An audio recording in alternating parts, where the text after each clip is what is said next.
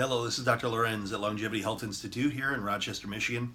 I feel slightly neglect that I haven't actually had a video or a blog or YouTube here that we've covered in October something for breast cancer and breast cancer prevention or breast cancer awareness. So I do apologize.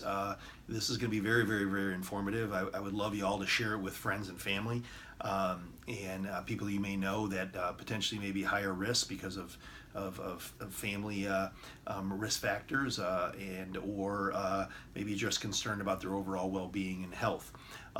As you know, the rates of breast cancer have gone up the last few decades because we're all being affected by this and have family and friends and loved ones that unfortunately show up with diagnoses like this. So how can we prevent, how can we limit our risks to breast cancer and to this horrible disease that seems to be like an epidemic? We know in the last 2 decades, actually, the rates have gone up about 20–30%, and so we got to do something to combat this. So let me review with you a little bit just about what are the risk factors for breast cancer. Actually, genetics are a risk factor if you're a direct relative, mother, or daughters have had diagnosis, and often a geneticist will consider doing BRCA testing or genomic testing. The reality is that the rates are pretty low. They're actually less than 10%.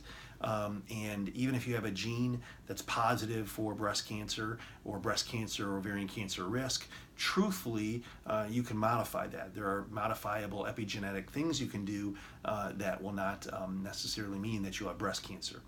But that is something to consider if you have a direct relative. The other thing, though, is that's very, very, very common and influences most of breast cancer is the fact that estrogen dominance that happens in premenopause, perimenopause, estrogen dominance that happens in a woman naturally with aging does increase your rates and your risk, if you will, for breast cancer and slightly for ovarian cancer.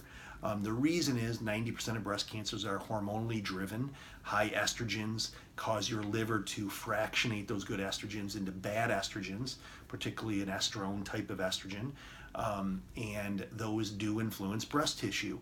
And you can start with a abnormal cancer cell or pathologic cell, and if you have that dominant feature, you potentially are at a cancer risk. So keeping yourself less estrogen dominant, which I'll tell you in a second how you can, will absolutely help. The other two things I think that are very, very, very prominent, I see all the time, and something that you do have to focus on is helping your overall immunity. Good diet, good digestive health, which you hear me preach about all the time. Not just saying, oh, I eat pretty good and that, actually getting a functional, personalized approach to look at your digestive flora and knowing that you have a good gut health is very, very important. Eating well, eating whole foods, staying away from processed foods and all that, and remembering certain things like consuming things that have been in plastics and or things that are soy or soy byproducts increase your estrogen levels, and increasing estrogen actually then causes you to raise your risks of estrogen dominance and thus breast cancer. Good sleep, good mental, psychological mindset, super important for your immune system. I will tell you that a good positive mind and outlook on everything in life is very, very important. That affects your genomics. You actually lengthen your telomeres. You live healthier and longer. And I will tell you, not just in my clinical practice, but in genetic research and multitude of PhD and MD literature and studies on that your mind and your psychology can influence 100% your genes and turn on and off bad genes. And being negative and or being positive can very much influence your immunity. So consider that stuff. How do you stay less estrogen dominant? Couple simple tips and things to focus on, and this can be tested. The leaner you are, the less estrogen dominant you are. You want to keep your body fat down. Very, very, very important. Excuse me. healthier your liver function is, so that your liver processes hormones right, like testosterone and estrogen and cortisol and that, the healthier you are from a hormonal standpoint.